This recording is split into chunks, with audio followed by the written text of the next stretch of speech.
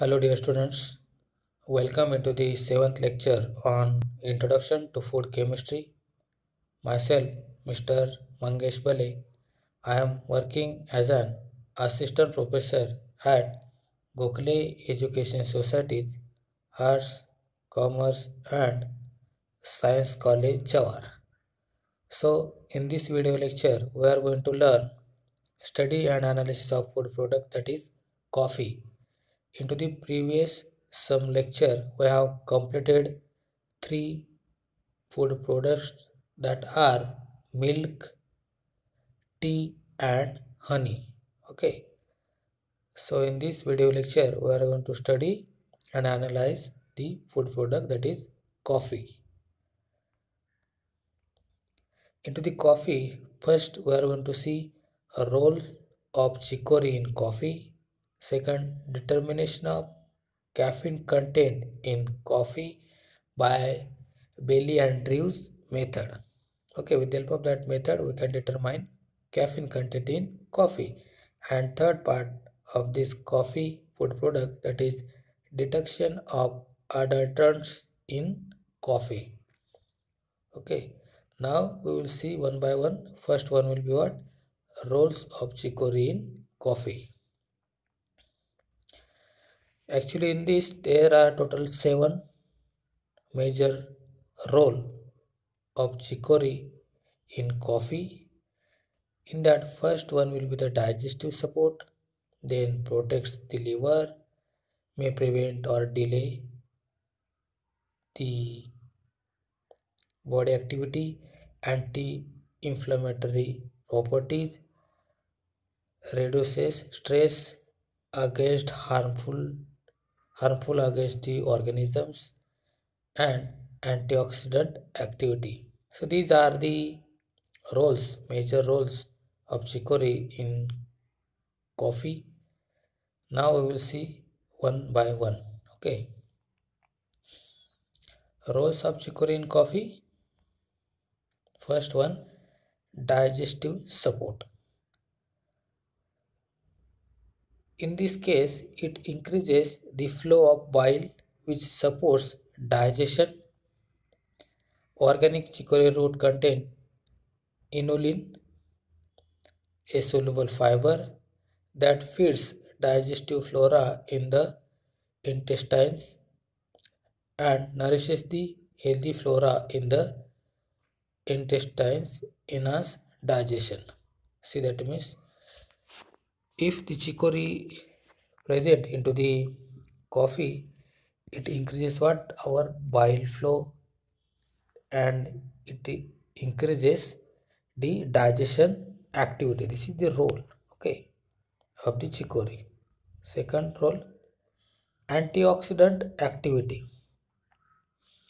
It's rich in polyphenols that make it a good antioxidant. Being an antioxidant, it removes toxins from the body, keeping the body clean and free from harmful substances. See, actually, chicory contain many polyphenols. That polyphenols, which is acting as a good antioxidant, okay, and it will remove toxins from our body. That is the major part of that polyphenols, okay, and free and clean the harmful substances from the body. This is the second. Third one, harmful against organisms. Okay, in that case, chicory root extracts are found to have antimicrobial and antifungal properties.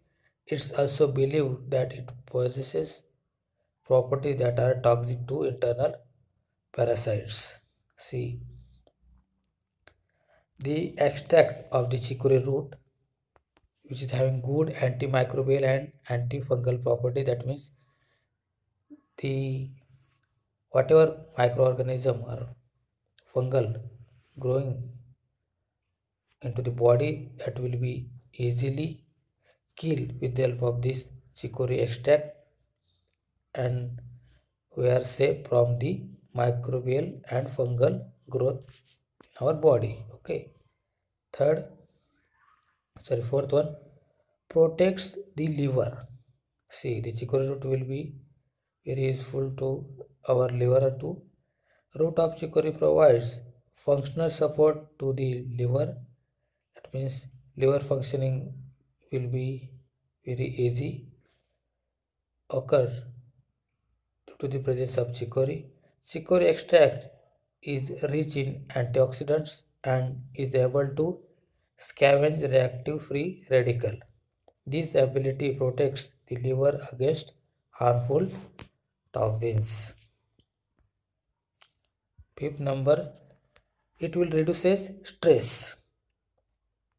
See, our nervous system sometimes in a stress, right? That will be reduced in presence of chicory in a coffee content. So it is used as a natural sedative for the nervous system and can reduce anxiety and ease the mind. Sixth one, anti-inflammatory properties.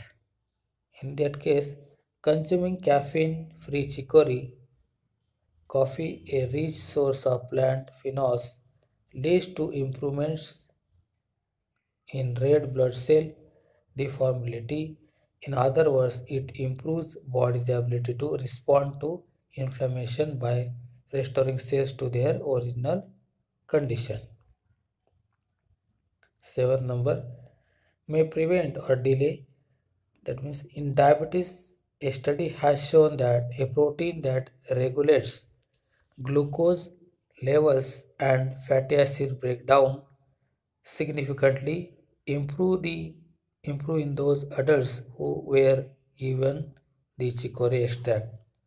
These results suggest that chicory root extract could delay or prevent the early onset of diabetes as well as improve bowel movements due to the fibrous makeup. So these are the total 7 rows of chicory present into the coffee just we have seen. Now next part of this video, that is determination of caffeine content in coffee by Bailey and Drews method. Okay.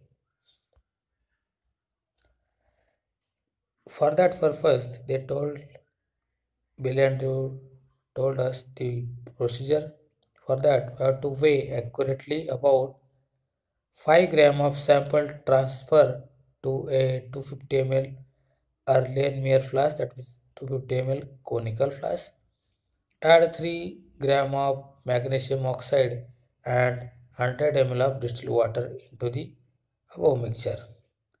That means simply we have to take conical flask 250 ml, into that 5 gram of sample powder, coffee powder, 3 gram of magnesium oxide and 100 ml distilled water. Weigh the flask with contents and boil under a reflux condenser for 45 minutes, shaking occasionally. That means when we reflux, at that time we have to shake it properly, that Erlenmeyer flask.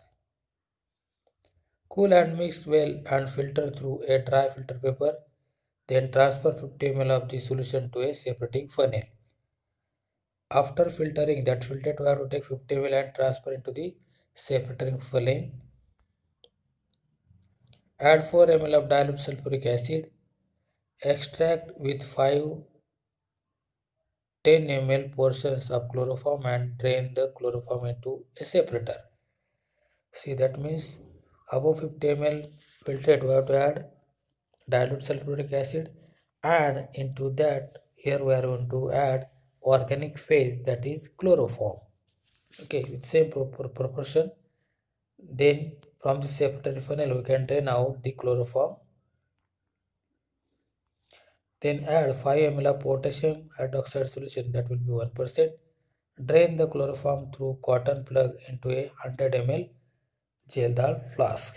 See this gel dal flask which is having a very long neck, okay, just like a standard volumetric flask, and its round bottom will be the big size, okay. That will be the gel dal flask. That mixture of the solution we have to transfer into the 100 ml gel dal flask. Then to the digestion flask add 1.3 gram of potassium sulfate and 40 milligram mercuric oxide. See, into that digestion flask or gel dal flask we have to add 1.3 gram of potassium sulfate and 40 milligram of mercuric oxide. Place the flask on the digestion rack and concentrate chloroform to about 20 ml and distill of chloroform.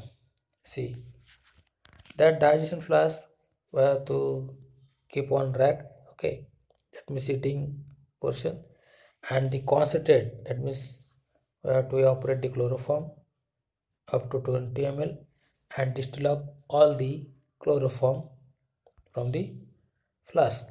Then add 2 ml concentrated sulfuric acid and digest for 1 hour. That above residue we have to add 2 ml sulfuric acid and digest for 1 hour. Cool and add minimum quantity of water to dissolve the solids. After digestion we have to cool that entire residue along with some mixture, okay, and with the help of minimum quantity of water we have to dissolve that solid. Then transfer the digested material with a few boiling chips to the distillation apparatus and rinse the flask 5 to 6 times with 1 to 2 ml water. Then place a 125 ml beaker containing a known quantity of standard sulfuric acid, which that will be the 0.05 normal, that standard sulfuric acid.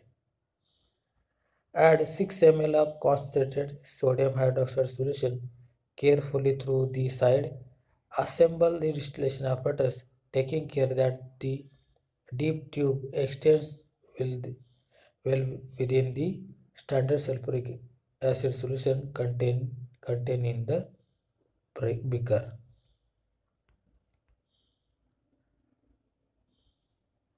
Then mix the content of the distillation flask and distill until all ammonia has passed over into the standard sulfuric acid. Shut off the heater and immediately detach the flask from the condenser. Rinse the condenser through thoroughly with water into the beaker. Wash the deep tube carefully so that all traces of the condensate are transferred to the beaker. When all the washing have drained into the beaker, add 2 to 3 drops of methyl lead indicator and titrate with standard sodium hydroxide solution, that will be the 0.1 normal. Carry out a blank determination using reagents in the same proportion without the sample. That means instead of sample we have to take water. Now we will see calculation part.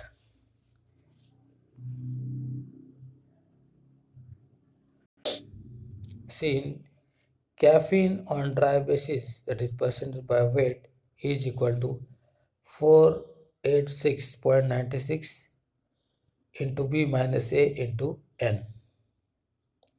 This B value and A value that we are getting from the back and black reading. Okay, just we have seen the procedure. These B and A value we are getting from the blank and back titration. N here there will be the normality.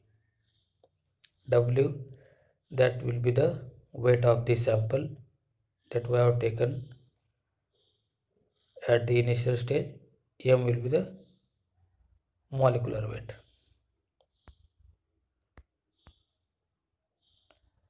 The hollow of standard sodium hydroxide is neutralized acid the blank determination. See, this is the B reading.